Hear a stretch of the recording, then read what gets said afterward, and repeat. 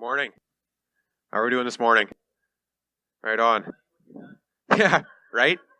They say if you're nervous and you're doing public speaking to imagine everyone naked. But this is a church setting, so that seemed kind of inappropriate. My name's Alex Siemens, and I'm one of the do everything guys here at the Open Door. Most often you'll see me at the back with an iPad in my hand, kind of, cupping my ear, listening for something, staring at the speakers, and then sliding my finger across the iPad. You'll be watching me thinking, I don't know, you've got to be doing something. I just don't know what. Believe it or not, I'm so self-involved, I like to think that I'm the reason it sounds good on a Sunday morning. But if we evaluate the talent I get to work with on a weekly basis, we know that I have a very easy job. Another place you'll see me is standing behind a microphone, most often holding a guitar of some shape and nature, or maybe I'll just have a mic, or I'll be behind the drums. Let's see, I've been back here at the Open Door regularly since June of 2015. And before that, I was here regularly from roughly the spring of 2009 to about the winter of 2013. What was I doing between 13 and 15? I'd moved to Plum Coulee because I've been dreaming of being a missionary pilot now for about 8 years. Ever since that kind of started, I've been talking about it and how I was going to get my license, and it was probably, well, you can do the math, about 4 years, and then I moved to Plum Coulee, and then it finally made sense to start on my license. I found work there, found a place to live. Well, it's time to go into training. And so I have my private license now, and I'm back to the stage where I keep talking about the next step, which is the commercial license, but things aren't falling into place yet, and so, a bit of a standstill at this point. Now, you might be thinking, what does this snot-nosed brat have to say that could possibly be applicable? Like Jack said, 20 minutes, we might find out.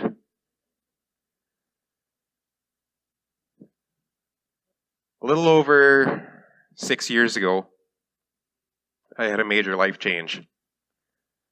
I just turned 17, fresh out of high school. I'd been working for a few months, and then at the end of August, I get laid off. Dad gets kicked out of the house. I find a new job, and all my siblings start public school for the first time in their lives, all in one weekend. As you can imagine, I wasn't having fun. The job I found eventually brought me into the prefab department at K-Tech. Did some bending steel, did some machining, a bunch of miscellaneous things. And I worked as much as I could. And when I wasn't at work, I was volunteering, playing sports, and quite often I would just be in my room sleeping. Basically doing whatever it took to ignore what was happening around me. About a year went by. Dad found a place to live where I could join him, and one by one my siblings followed suit. I was working hard and had few expenses, and so I built up some savings, which I promptly spent on a fast car and off-road vehicles. I figured the more way to distract myself, the better. I'd switched to an office job within the company, which I'd quickly excelled at, and as a result of having one of 2 driver's licenses in the house, I was often playing taxi. One such morning, my sister needed to go to a volleyball practice. So I figured, well, I can take her before I go to work. Running a little bit late, we were going to miss it by a few minutes. So in true Siemens form, I dropped the hammer. Of course, as it would happen, there was an officer coming the opposite direction. He seemed to think I was going too fast, and being my arrogant self, I bolted. Took off down the side roads, trying to put some distance between us, but when it's a clear day and you're kicking up dust, it's very hard to lose someone. So after about a zigzag chase of roughly about 10 miles, my fuel started running low. I relented, which led to my arrest at gunpoint, and that was a very traumatic experience for my sister. Now, I'll never know if my get out of jail free card worked, or if it's just normal to not lock people up that did what I did. Either way, it elicited a slight grunt out of the officer during the pat-down.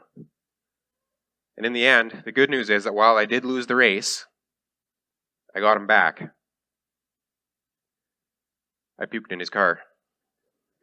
Which actually probably screwed us both over on the ride back to Morris. This led to 8 months without a license right over winter. I had to find living arrangements that worked with my transportation to work, and I had to find ways to keep myself entertained without the ability to go anywhere. George's Burgers did very well that winter. I got to experience our legal system firsthand, dealing with lawyers, MPI, and I even got the entire criminal code recited to me by the judge that finally sentenced me. I eventually got my license back, moved back to Dad's, and continued working so I could fund my newfound expensive license. The following winter I moved to Plum Coulee. It was a fresh start. Completely new friends, completely new job, completely new everything. I lived there for about a year and a half. First year I was on my own, and then the last little bit I was living in the basement of a family I became friends with. Then for those of you wondering if I'm a quick learner in all things or just some things, spoiler alert, I don't always learn. I was heading home to Plum Coulee after spending the evening at Dad's. It was late, and I wanted to go get home. So in true Alex fashion, I'll let you finish the sentence. You guessed it, once again I found flashing lights. I stopped without hesitation, so I did learn something. I was given a talking to and a ticket, along with an MPI summons. I was going to lose my license again. This time it would be for 10 months.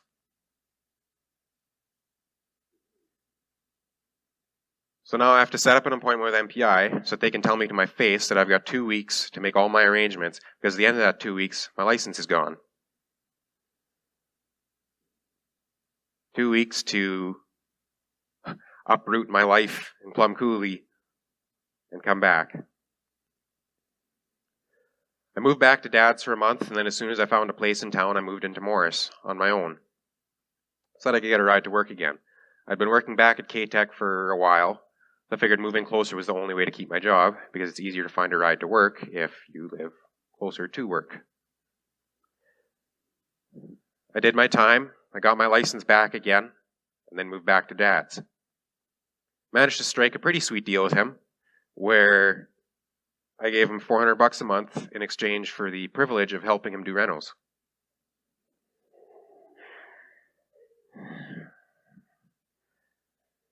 Now living on my own again. And in case you're wondering, I do still have my license. From what I thought was terrible, or well, actually great, I mean, the first 17 years of my life was pretty great, I thought, to terrible, to okay, to even worse than before, better than I thought it could be given the circumstances, and then right back at the bottom again, and now sitting pretty again. Slowly beginning to learn that life can be a bit of a roller coaster. Why do I tell you all that?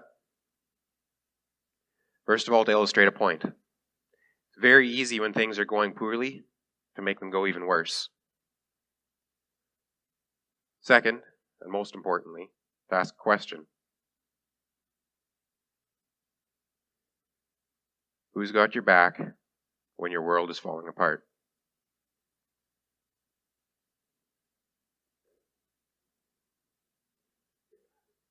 Who's got your back when your world is falling apart? I look at all these life events and where I am today, and I can't help but think that things could have gone a lot different. Is this where I saw myself when I was 10, imagining what the next 15 years would look like? Not even close. There's a few things in my story that I didn't mention. You remember that job that I got so quickly after getting laid off? During the summer prior, a friend of mine over Facebook asked if I wanted to get a different job at a different company.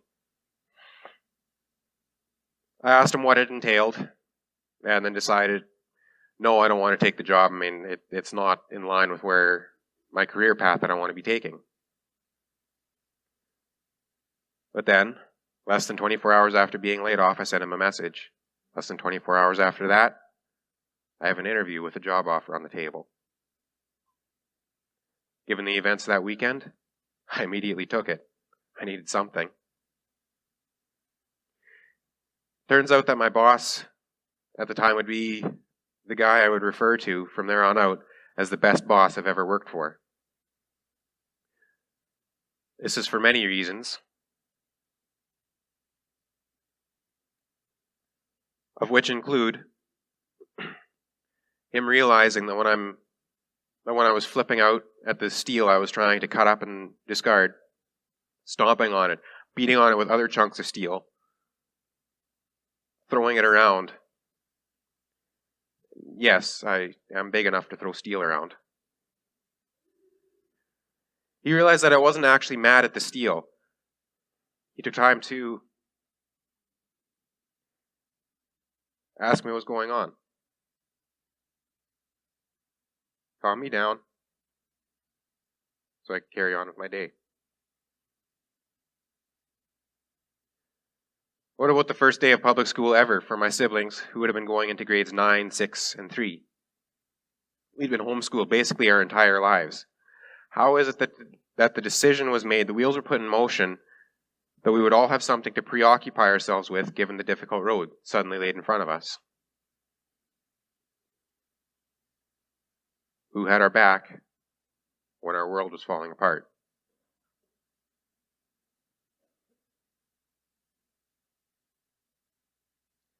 What about when I'm causing trouble for myself?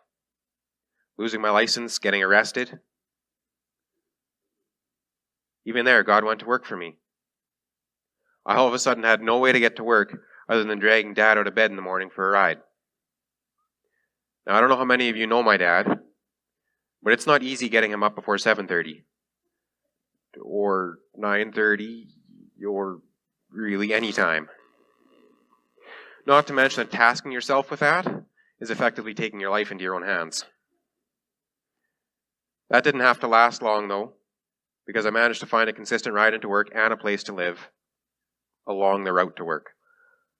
And that goes for both times I lost my license. What about my relocation efforts? Sure, I didn't move that far away, so I could have maintained my life here. I could have, kept coming to church here. I could have, come here on the weekend to hang out with my friends. But I figured I wanted to be involved in the community that I was living in. I was working out there. I was living out there. I might as well do everything else out there. So now it's time to make new friends and find a new church. For that part, I figured I was doing everything in the right order. I mean, you find work, then housing, then you get everything else in order. Finding a new church for me wasn't a task to be taken lightly. There were criteria that needed to be met. What is the teaching like? It better be properly grounded and biblical. What's the environment like? It needs to be welcoming to me and other people not like me. So I went about things the most logical way I could think of. Start with the closest one and work your way out. You know that feeling that you get when you know that you know that you know that something is right? After the first week of going to the first church I was checking out, I had that feeling. I hadn't interacted with anyone to know properly what the environment was like, and I was probably too on edge, taking in the new sights and sounds, to be paying much attention to anything really. But what I did pick up on had me convinced that I needed to come back. The second Sunday, I made a connection. Or rather, one of the guys there made a connection. That connection led to making many more friends in the church, as well as to getting involved there, very similar to how I am here. Who had my back when my world was falling apart?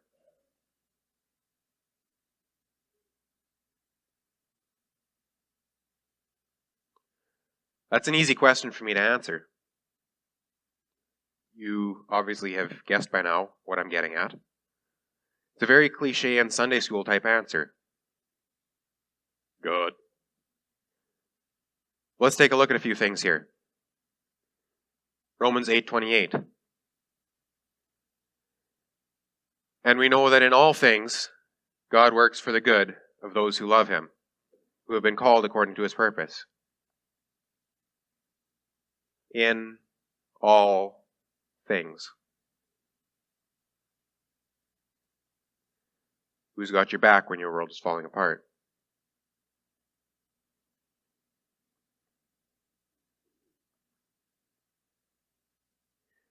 God's been working on my behalf through everything that's been thrown at me, and even in spite of the things that I throw at myself. Why? Hebrews 13:5. Never will I leave you. Never will I forsake you.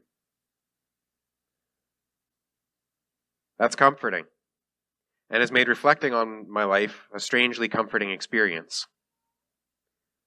Take note of what the first part of that verse says, though. Keep your lives free from the love of money and be content with what you have, because God has said, never will I leave you, never will I forsake you. It's a command with a promise. It's hard sometimes to be right in the middle of a crap storm and just relax, not look frantically for anything, anywhere, to numb the pain or help tune out the noise, and just be content in that God has said, never will I leave you, never will I forsake you. I have the hardest time standing still and standing idly by while things are happening to me or those around me. I always have to be doing something. There were many times when I felt absolutely helpless and I had no idea what I could do. For example, I don't think I've felt anything ever that compares to being taken out for coffee on that weekend, and then I'm getting dropped off, coming down the road from 2 blocks away. See cops on the driveway.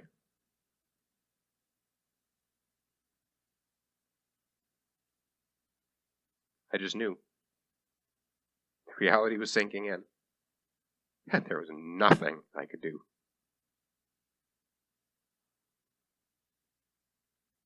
Sometimes I would remember, and other times I wouldn't. But God's still right beside me. He hasn't gone anywhere. He's got my back. And He is the one that will make something good come out of this. You realize how ludicrous that sounds? I mean, let's say, for example, you would have come up to me after that and told me that God's still right beside you, man. He hasn't gone anywhere. He's going to make something good come from this. Just trust Him. Just wait and see. I would have smacked you into 2073.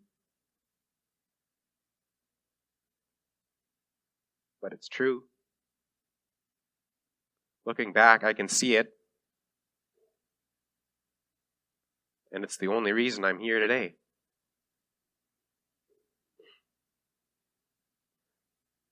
Psalm 34:18 says, "The Lord is close to the brokenhearted and saves those who are crushed in spirit." Who had my back when my world was falling apart? All through the Bible we read of the times when God had someone's back when things seemed helpless. Time after time with the Israelites. Daniel in the lion's den.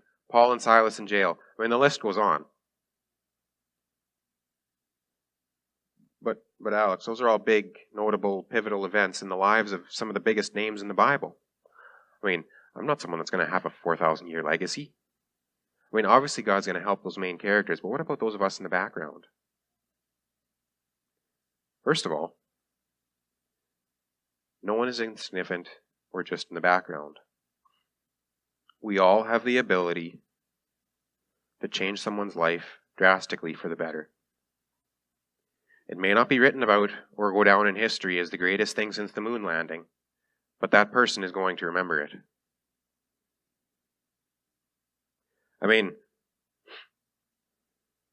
it was 6 years ago when my boss had that conversation with me, pulled me aside and calmed me down when I was throwing steel around.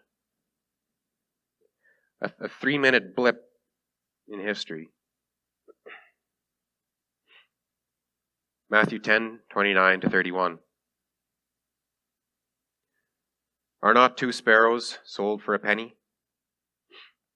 Yet not one of them will fall to the ground outside your Father's care.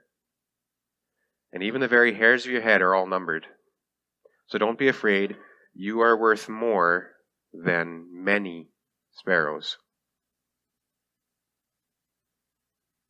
Who's got your back when your world is falling apart?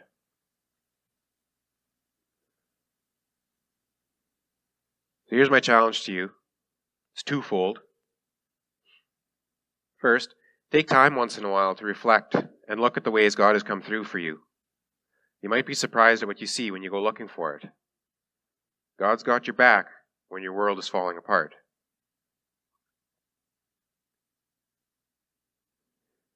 Second, pay attention to those around you. Spot the little things you can do for someone. It just might be remembered by them many years later as a pivotal moment in their lives. Talk to the new person, couple, family at church. Your interaction with them may determine whether they come back. If I wouldn't have made friends in that church in the first couple of weeks I was there, I wouldn't have stuck around. Everyone is looking for people to connect with.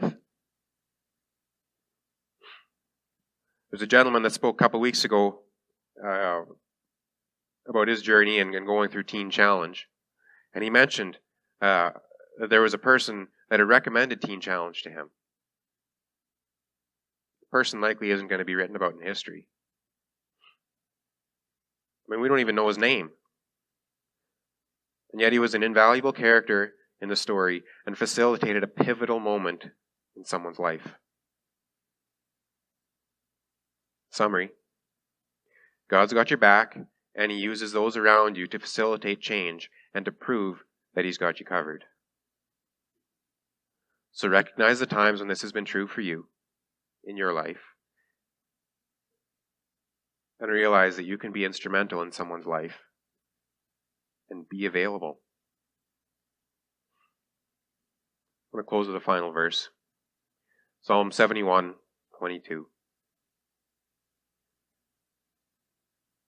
I will praise you with the harp for your faithfulness, my God. I will sing praise to you with the lyre, Holy One of Israel. Now the worship team is going to come up, pull out their harps and lyres, and we're going to have a closing song. Please join me in praising God for His faithfulness, because He has always had my back when my world was falling apart.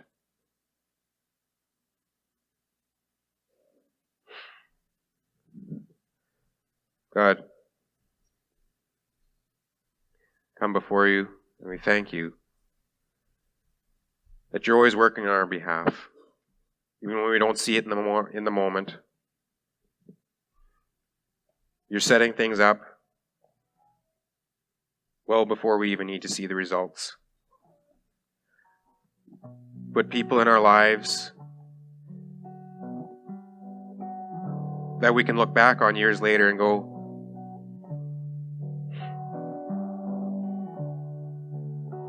He's the reason I kept on going that day.